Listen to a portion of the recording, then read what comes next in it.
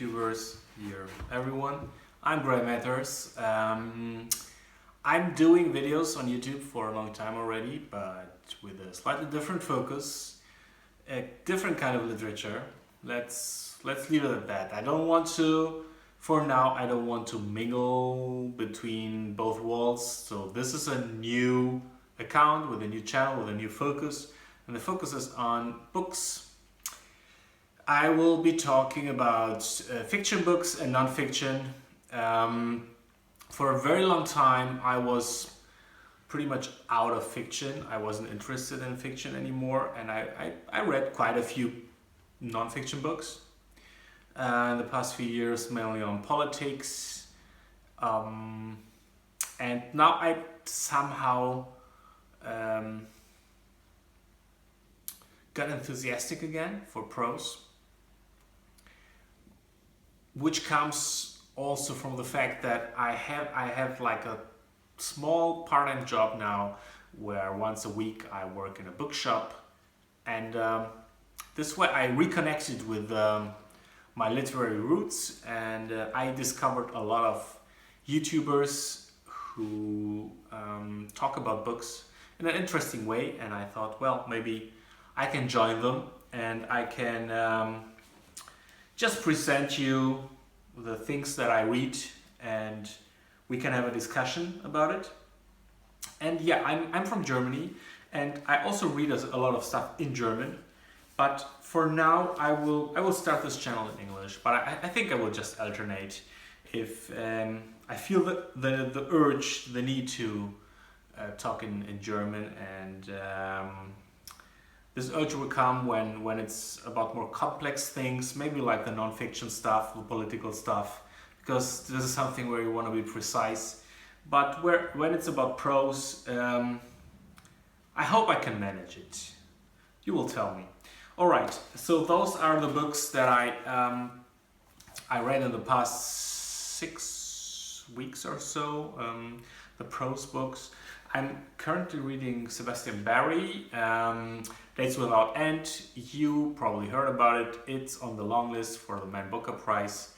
And from this list, this is the one that kind of popped out, and I thought this could be for me. But I have to say, I enjoy the writing style. I think something is lost for me because I'm not a native language person. My English is pretty good, but it's not perfect, and this is written in a slang which was spoken like 150 years ago. So of course some stuff I just don't get, or some details. But overall, I think I really like the characters and the way that it's written, but the setting of the Civil War and all that, it didn't quite grab me yet. I'm on page 56, so we'll see. I'm still on it. William Boyd was recommended to me by a bookseller, but not from my shop. I used to shop at different bookshops before, which I will never do again. And I told this guy, like, you know, I just returned to prose somehow through Knausgard, and I was like, hey, can you recommend me anything that's in this vein, or like American authors like Philip Roth or Richard Ford, and guys that I really enjoyed. Do you have anything in this direction? And he gave me this, and I bought it, and then I didn't read it for 1.5 years, and now I just thought to give it a shot, and it's quite entertaining. I won't deny that. It's about a man's life. It's basically the 20th century told through one man's life. And in the beginning I really enjoyed it, but after a while the method of the book, the way it was told, got on my nerves. He's always meeting people from history, especially artists. He says hi to Virginia Woolf. He behaves, I think it's her who he behaves badly to. And they are like Picasso and here's another person from history that you know, and then he becomes a spy, and then he's an art dealer in New York, and then, you know, hardly believable that one person can do everything, especially like, I don't understand why it's so important to meet all those famous people. It's not what interests me in reading literature, to have names dropped. I just want to get into one person's head or many persons' heads. And this didn't do it for me. It was quite redundant. And the ending was nice. I really liked the last fourth or fifth of the book best, when he's getting old, and this is something that's of interest to me right now. I don't know why, but I like stories told from the perspective of old age. But the rest of it was something in between literary and entertainment, and somehow failing both ways. So no recommendation from me. It's 3 out of 5, I would say, at best. Next up is Tomas Tranströmer, who's I think a Norwegian poet. Well, I didn't prepare anything, as you can see now.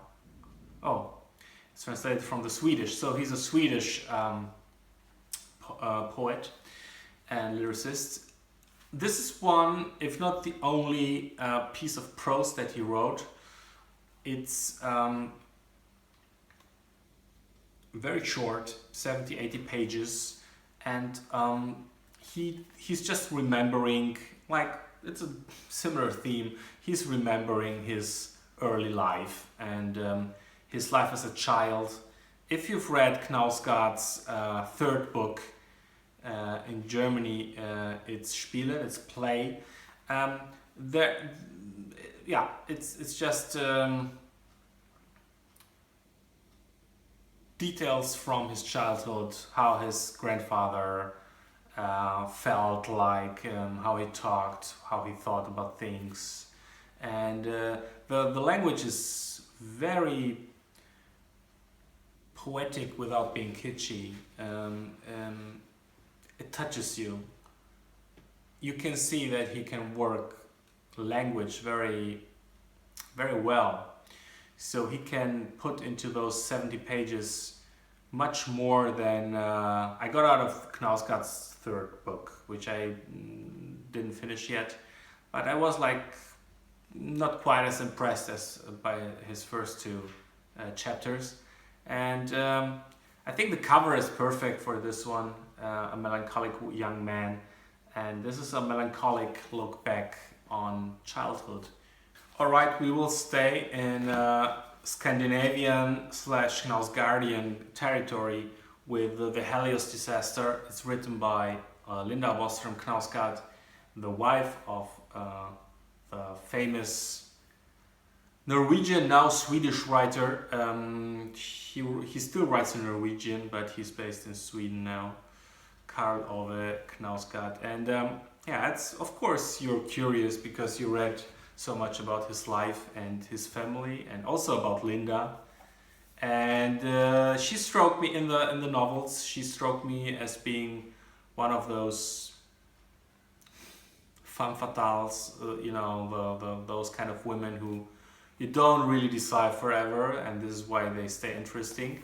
And I was very curious. And the fun thing is, I discovered the book, which is in English, by the way, by World Editions.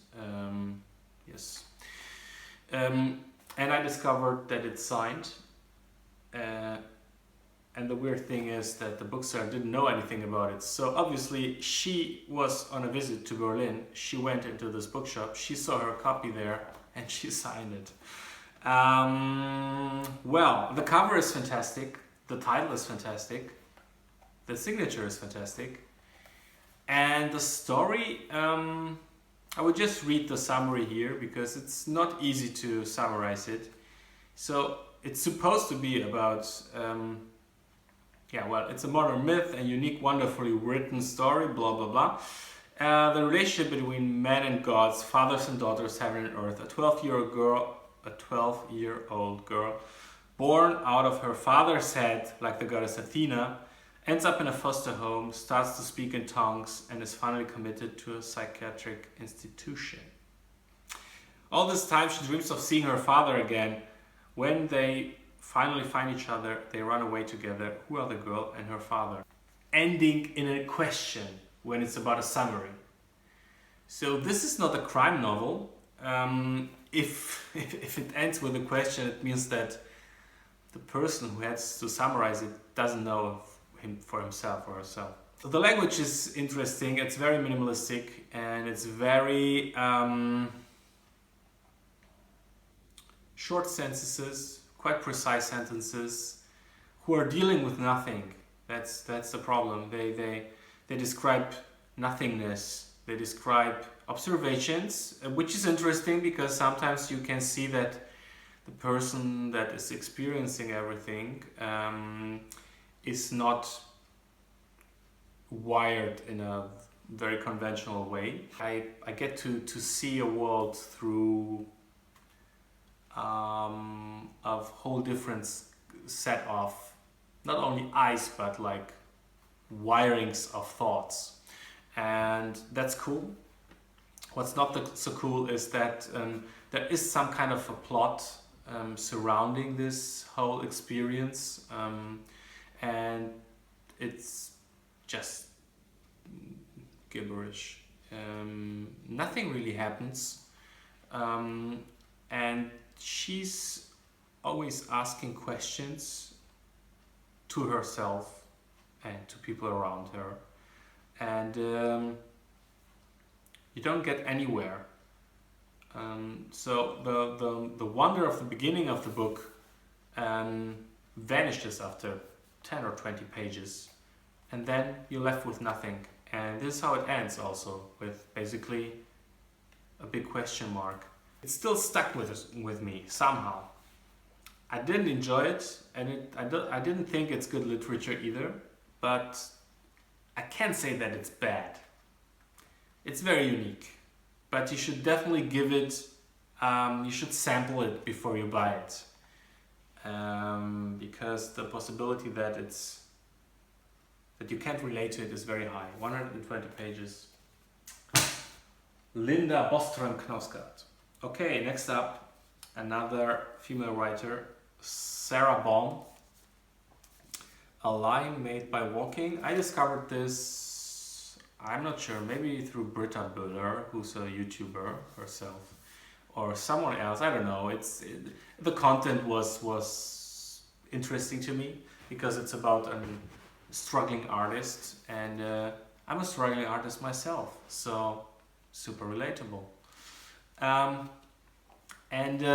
Yeah, she's going through a crisis. Oh, yes, here I made some notes on the book. I do this sometimes, not always. I will tell you a little bit about the plot. It's about Frances. She's an art student. She's 25. She just finished her studies at the art school and doesn't really know where she belongs or what's next. And she moves back into the hometown of her hometown, where her parents are still living and her sister is living, and she convinces her mother that it's okay for her to move alone into her grandmother's house. Her grandmother died a few years ago, and this house is supposed to be sold very soon, and her mother senses, she's an emphatic person, and she senses that her daughter is a bit off, but, well, Frances assures her that it's completely okay that she's alone. She just needs time for herself and to figure things out, and she lets her be. Her mother lets her be, comes from time to time to visit her, and whenever she needs anything, the mother is the first one who is being called, or yeah, so she's the best friend. So we find out that this protagonist doesn't have many friends. She's not a social person at all. She's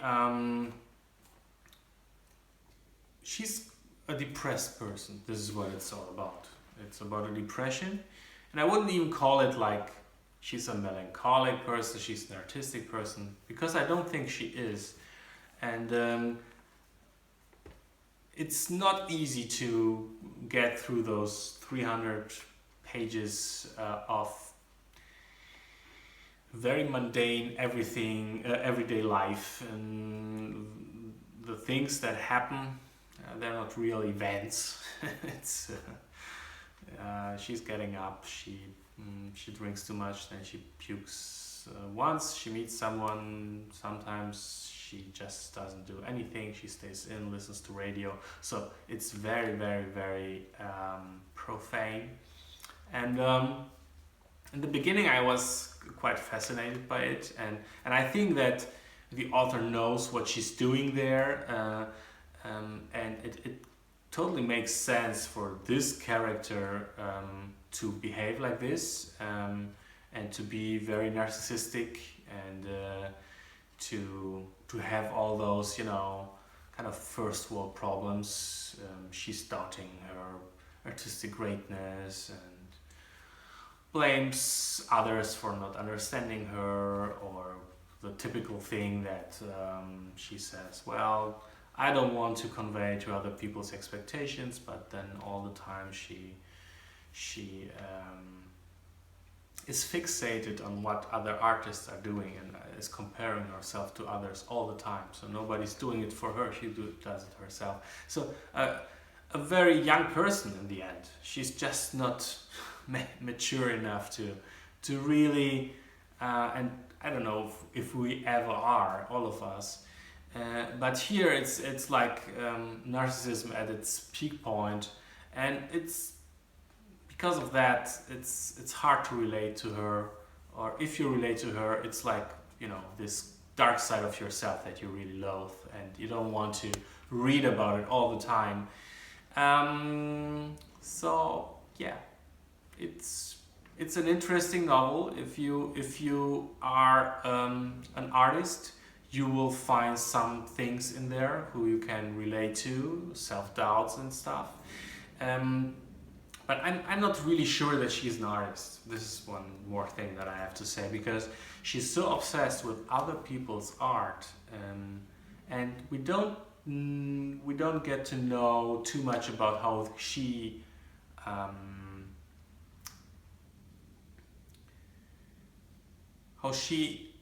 what makes her an artist. We don't get to know that, you know. I think an artist is someone who sees or experiences the world in a very specific way, and manages to communicate this to a certain audience. It doesn't have to be a big one. Sometimes it's just a small group of people, but the communication part about being an artist, I think, is very important, and I don't see her wanting to communicate. I just see her wanting to be an artist, just for the status itself. So there is this thing in the novel, I looked it up, it happens over 70 times. She's citing other people's art. It's all postmodern stuff, so I didn't know. I know maybe like 2 or 3 examples. So you can see I'm not an art expert, but I don't understand why she has to be one.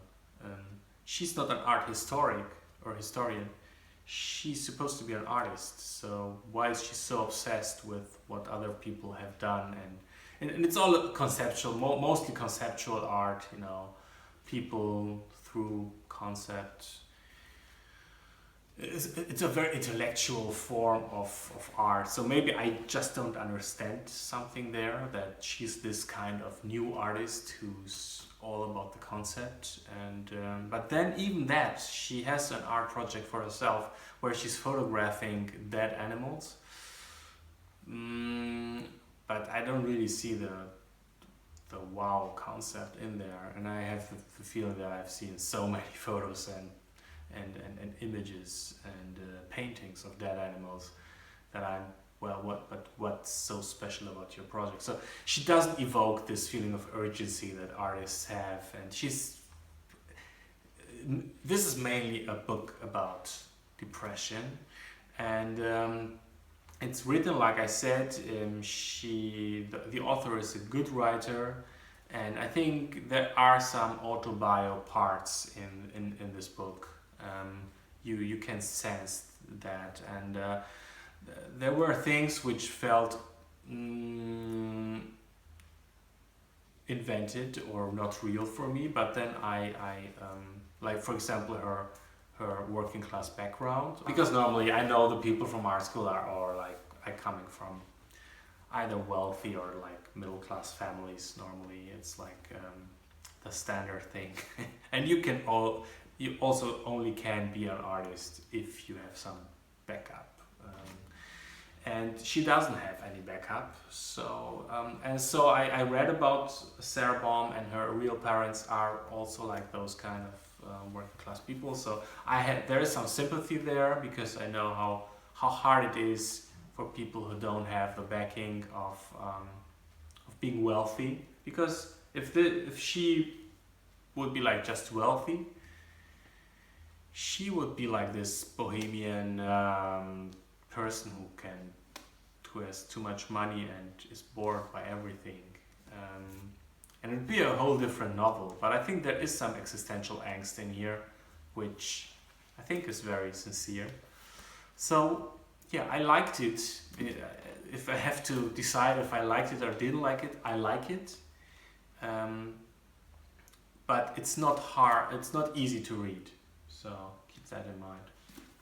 So this was a very long one. And I think it was also the book, together with this one, which really preoccupied me a lot. It's The Death of Ivan Ilych by Leo Tolstoy, and it's a novella. It's around 100 pages, and it's beautifully written. I read it in German, and but I guess it's not just a translation. It's in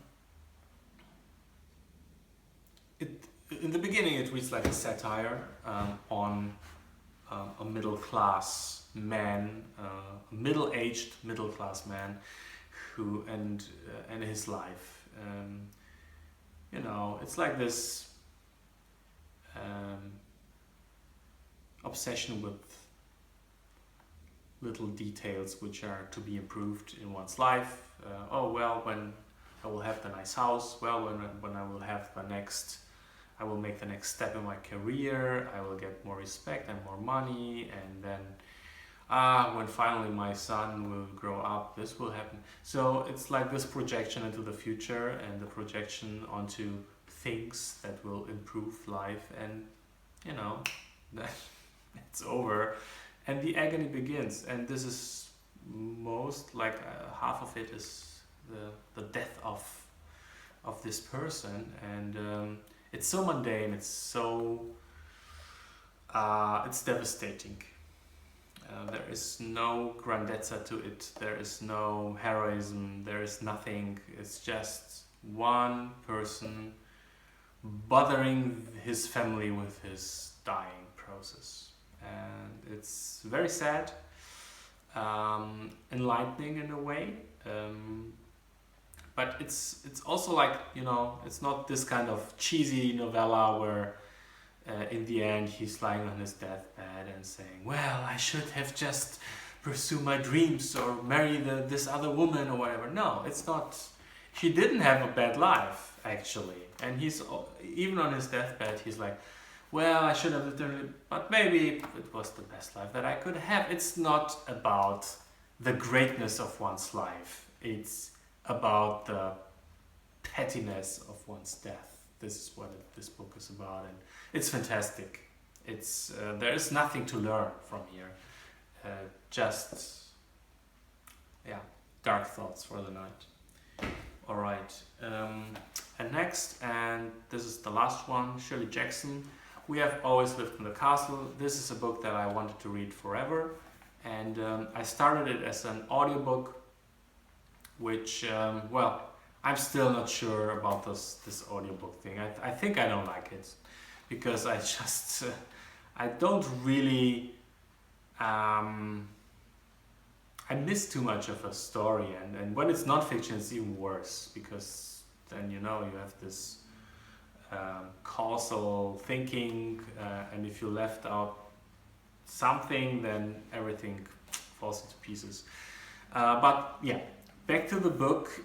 It's basically a gothic novel, and it starts like the setting is has something timeless about it.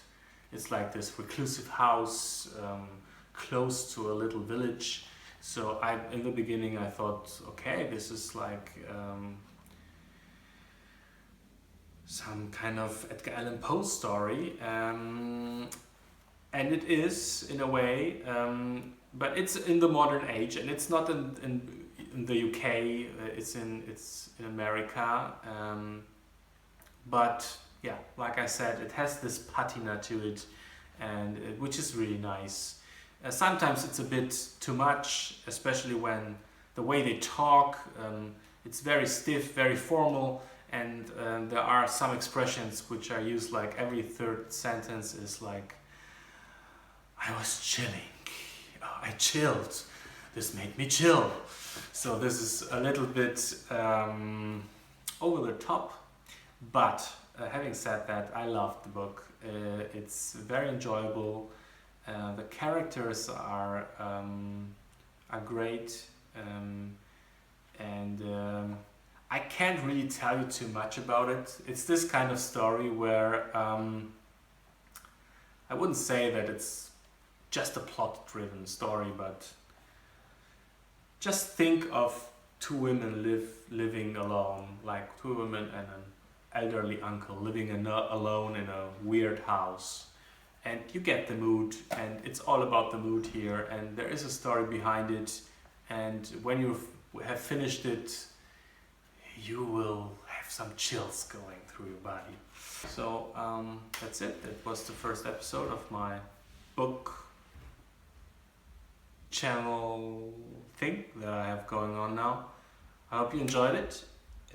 If not, tell me what I can improve. If you enjoyed it, even better. Make suggestions, get in touch with me. It's all about communication. And until the next time, bye bye.